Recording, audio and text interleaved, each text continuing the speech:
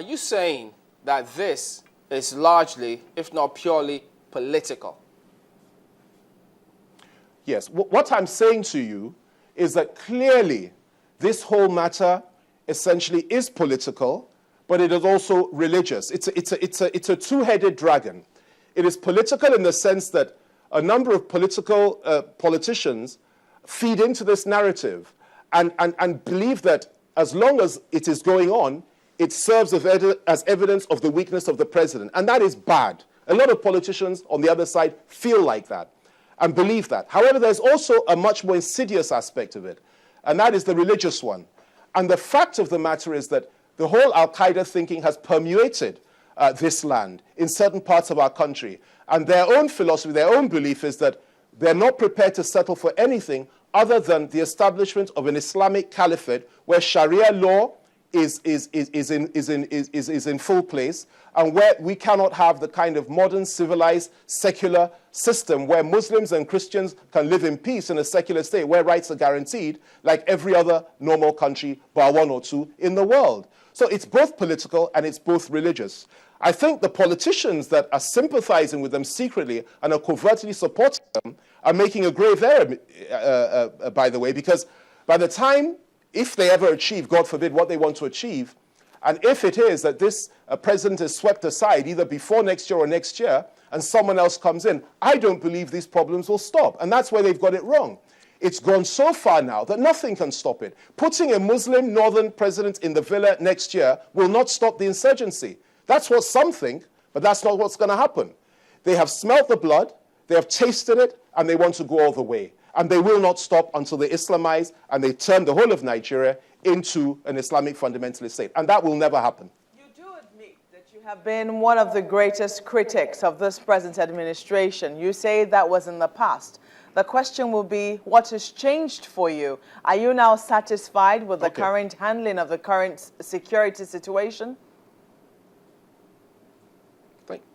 I can't hear a word. Well, you do admit. Can you hear me? Yes, I can hear you now. Go on. Yes. Now, you do say that you have been a critic of this current administration in the past.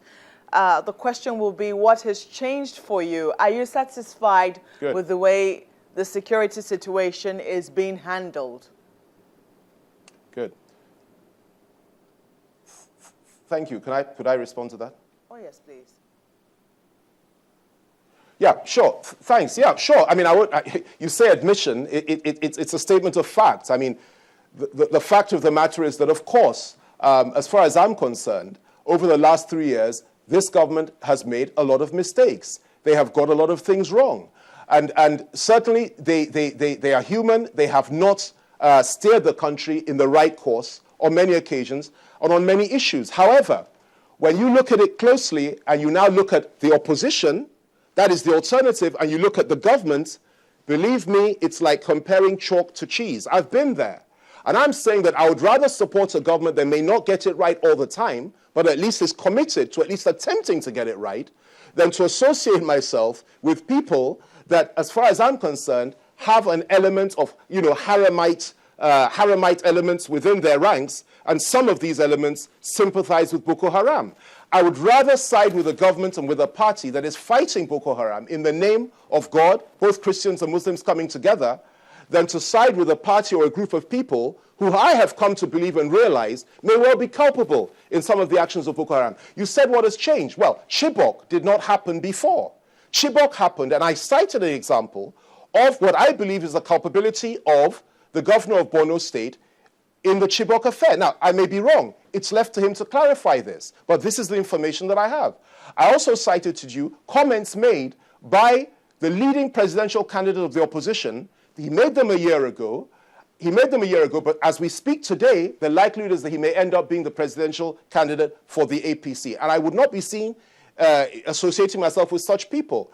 Again, I spoke to you, I told you about what the official spokesman of the APC said only last year. Now, all these things have happened, and most important of all, I was within the APC when I was on sabbatical for 1 year, and I was the one that told the world that as far as I'm concerned, the whole idea of a Muslim ticket, which was very real, I don't know if they still have that agenda now, is something that would not be in the best interest of that party or in this country. Nevertheless, quite a lot of people seem to feel that it's something that ought to be done. And I resist that and I reject that. Now, it's for all these reasons, plus so much more that I may not say here, that I realize that it is better to try to help and support and assist the PDP to stop these people from coming to power, and also to try to stop the ship from sinking by joining forces to support the government to fight Boko Haram. You do not fight your government when you are at war, when people are being killed, and when the other side derive pleasure from those murders and from those killings, and they cite it as evidence of the weakness of the government. I think it's wrong, and that is why I changed course. Because we seem to be making so many comments here that must be substantiated, because the Nigerians would want to see an end to all of this. And if we have to talk about comments, and we forget to also key in the comment by General Buhari when he said recently that everyone, in fact, categorically, he came down hard on Boko Haram. What would you now say about other comments from other people who are not members of Boko Haram, like Asari Dokubo? Yeah, well, I've never heard Asari Dokubo supporting Boko Haram. I've never heard one comment. I'm talking about inflammatory statements and comment that can actually inflammatory comments, sure. on our national security. Sure. When Asari Dokubo, we keep on cutting. I'm not. Sorry about that, but you can go on. Okay, can I go on? Yeah. Yes. When my brother Asari Dokubo made the comments that he made about the people from Funtajado and all the rest of it, I was one of those people that actually criticized him for that, because I felt that it was inflaming passions and so on and so forth. But let me just say that everybody's entitled to their opinion in this country. You can say anything you like, providing it's within the law. The only thing is that I also have the right to question your motives for saying it, and I have the right to take you up on it. You said that General Buhari has condemned Boko Haram today, and that's good news, and that is true. However, 1 year ago, after they killed between 10 to 15,000 Nigerians, he was still suggesting that they should be treated with kid gloves. And for me, that is a cause for concern. I'm judging him, and I'm basing my assertions on that.